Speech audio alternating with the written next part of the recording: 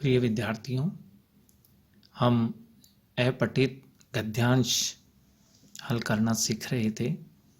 एक गद्यांश हम और लेते हैं और उसे भी हल करके हम अभ्यास अपना आगे बढ़ाते हैं। सबसे पहले हम जानते हैं कि जो भी गद्यांश हमें हल करना है उसे हम अच्छे से पढ़ें, समझें और उसके बाद दिए गए प्रश्नों को हमें हल करना होता है। प्रश्नों का जो उत्तर हम देवें वो गद्यांश पर ही केंद्रित होता है। केवल भाषा अपने शब्दों में बदल करके हम प्रयोग में लेंगे, यह हमें ध्यान रखना है। लेकिन सभी उत्तर गद्यांश पर ही आधारित होंगे। इसमें हम काल्पनिकता का समावेश बिल्कुल भी नहीं कर पाते हैं। दूसरी महत्वपूर्ण बात ये होती है कि गद्यांश में जो शब्द सबसे ज़्यादा बार प्रयोग में आ रहा है लगभग वही उसका शीर्षक भी होता है। तो हमें शीर्षक पहचानने का भी अभ्यास करना है, प्रैक्टिस हमें करनी चाहिए। तो हम गद्यांश को ध्यान से पढ़ते हैं और समझने का प्रयास करते हैं। क्रोध दुख के चेतन कारण के साक्षात्कार या अनुमान से उत्पन्न होता है। हमें दुख कैसे मिल रहा है, हमें जो दुख मिल रहा है उसका कारण क्या है, किस वजह से हमें दुख मिल रहा है।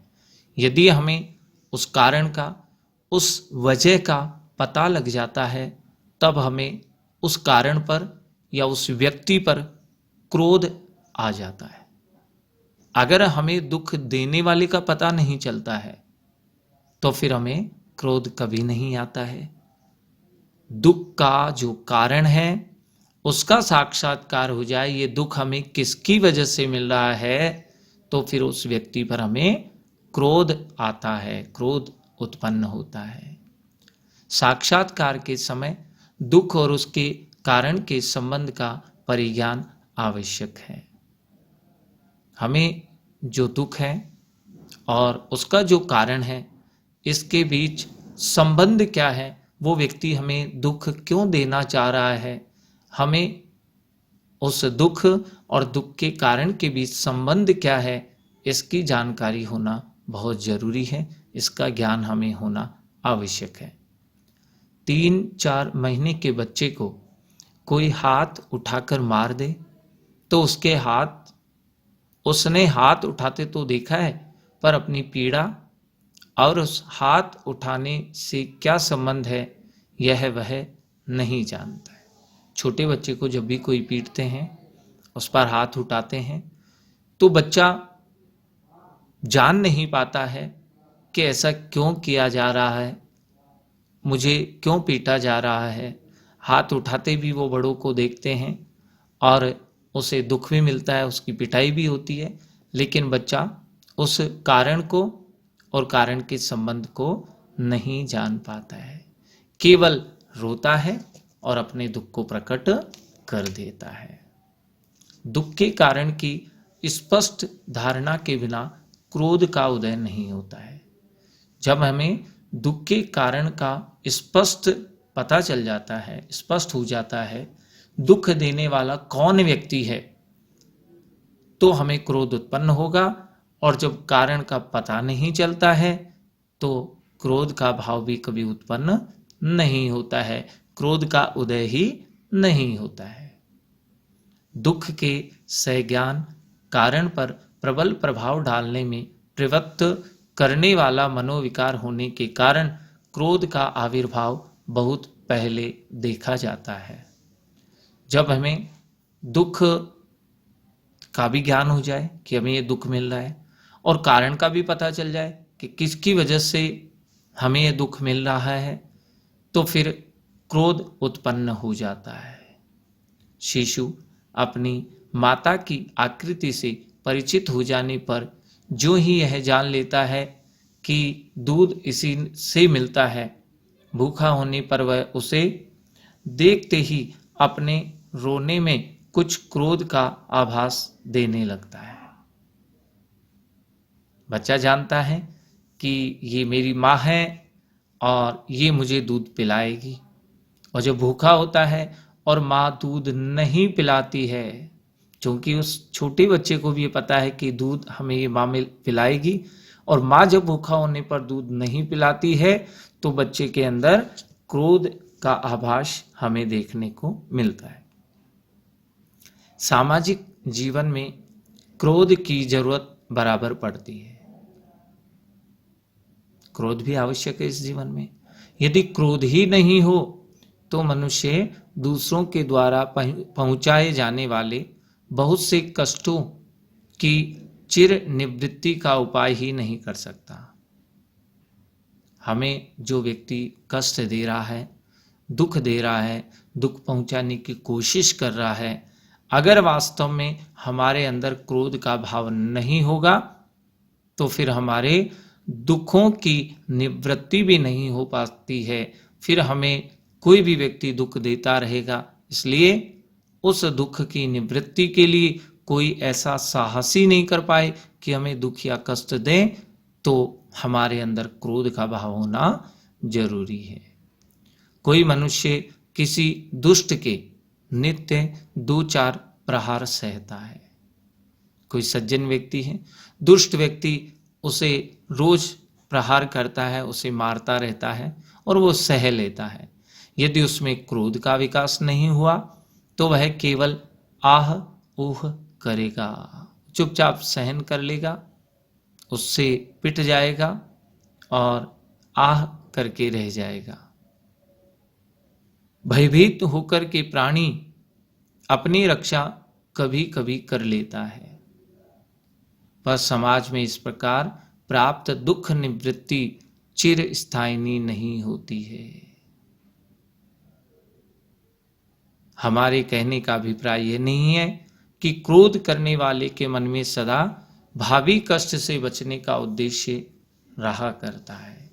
अर्थात हमेशा क्रोधित होने की बात नहीं है, केवल समय अनुसार, परिस्थिति अनुसार क्रोध की भी महत्वपूर्ण भूमिका है, क्योंकि क्रोध जब उत्पन्न होता है तब कोई व्यक्ति आसानी से हमें दुख या कष्ट पहुंचाने की हिम्मत नहीं करता है। जबकि क्रोध का भाव अगर हमारे अंदर उत्पन्न ही नहीं होता है तो फिर अनेक व्यक्ति हमें कष्ट देने का प्रयास आसानी से करने लगते हैं।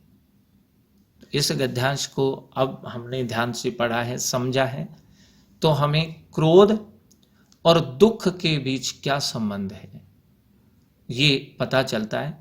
पूरे गद्यांश को हम शुरू से लेकर अंत तक पढ़ते हैं तो इसमें केवल क्रोध और दुख, इन दोनों के बीच क्या संबंध है यही बताया गया है।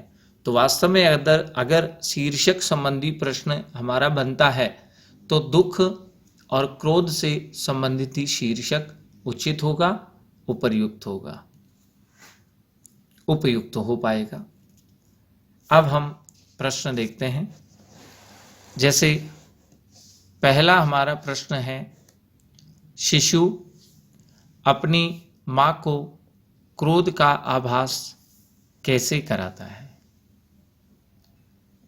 जब शिशु ये जान जाता है कि ये मेरी माँ है और इसी से मुझे दूध मिलेगा, ये मुझे दूध पिलाएगी, और जब भूखा होने पर वह आशा करता है कि ये माँ मुझे दूध पिलाएगी, और जब माँ दूध नहीं पिलाती है तब उसके रोने में क्रोध का आभास दिखाई देता है, आभास हमें हो जाता है। सामाजिक जीवन में क्रोध की आवश्यकता क्यों है? वास्तव में हम जानते हैं कि सामाजिक जीवन में क्रोध की आवश्यकता है।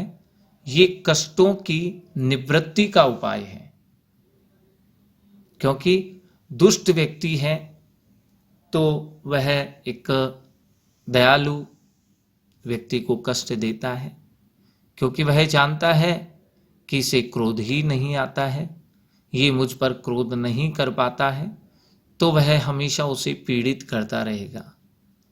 और जब कोई जानता है कि क्रोधित स्वभाव का है तो कोई दुष्ट व्यक्ति भी उस पर अत्याचार नहीं कर सकता है, उसे कष्ट या दुख पहुंचाने की हिम्मत नहीं करता है।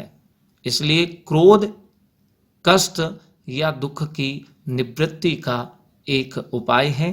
इसलिए हमें सामाजिक जीवन में क्रोध की आवश्यकता है, जिससे हम क्रोध करके और अपने आप को ऐसा बना लेवे कि दूसरा व्यक्ति या दुष्ट व्यक्ति हमें सताने, दुख देने का प्रयास नहीं कर सके, वह हमें पीड़ित करने या कष्ट पहुंचाने की हिम्मत नहीं कर सके। अगर हमारे अंदर क्रोध नहीं होगा तो कोई भी दुष्ट हमें सताएगा, हमें परेशान करेगा। इसलिए क्रोध सामाजिक जीवन में कष्टों की निवृत्ति के लिए, दुखों की निवृत्ति के लिए क्रोध की महत्वपूर्ण भूमिका है, यह आवश्यक है। आगे प्रश्न है, क्रोध कैसा भाव है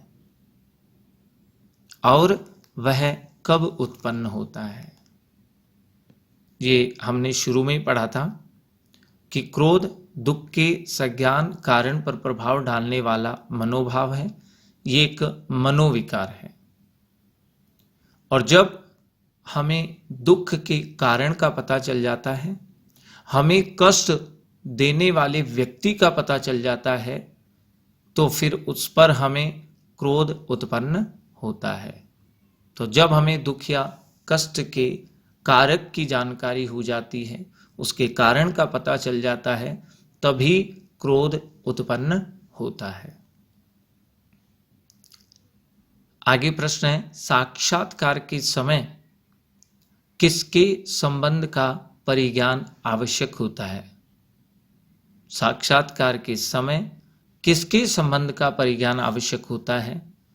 तो हम ये भी अभी हमने पढ़ा है कि दुख और उसके कारण के बीच जो संबंध है उसका परिज्ञान आवश्यक होता है, कि हमें क्या दुख मिलने वाला है, कौन सा कष्ट मिलने वाला है और वो क्यों मिलने वाला है, किसके द्वारा हमें ये कष्ट दिया जाएगा, पहुंचाया जा सकता है। तो दुख और उसके कारण के बीच जो संबंध है उसका परिज्ञान आवश्यक होता है। अंतिम प्रश्न है, उपर्युक्त गद्यांश का उचित शीर्षक लिखिए। तो शीर्षक हमने पहले भी बात की थी कि जो गद्यांश में सबसे ज़्यादा बार शब्द प्रयोग में लिया गया है, हमें पढ़ने को मिला है, वही उस गद्यांश का उचित शीर्षक होगा। और ये शीर्षक 2 या 3 शब्दों में ही होना चाहिए, संक्षिप्त होना चाहिए, प्रभावी होना चाहिए। तो जैसे इस गद्यांश को हमने ध्यान से पढ़ा है, इसका जो उचित शीर्षक है वह है क्रोध एवं दुख के बीच संबंध, या हम लिख सकते हैं क्रोध एवं दुख का संबंध। ये सबसे अच्छा और उचित शीर्षक है, क्योंकि हमने देखा है क्रोध और दुख की ही बात पूरे गद्यांश में की गई है। इस प्रकार से हम गद्यांश को पहले ध्यान से पढ़ें और फिर प्रश्नों का उत्तर उसी गद्यांश में से अपनी भाषा में बदल करके देने का प्रयास करें। शीर्षक हमें बनाने, शीर्षक ढूंढने का अभ्यास भी कर लेना बहुत जरूरी है। इस प्रकार से हम लगभग 5 से 10 गद्यांशों को हल करते हैं, तो हमें आसानी से यह प्रश्न हल कर पाने का सामर्थ्य या शक्ति या मानसिकता आ जाएगी, एक विश्वास आ जाएगा कि हम अपठित गद्यांश को हल कर सकते हैं। इसके लिए अभ्यास निरंतर करें।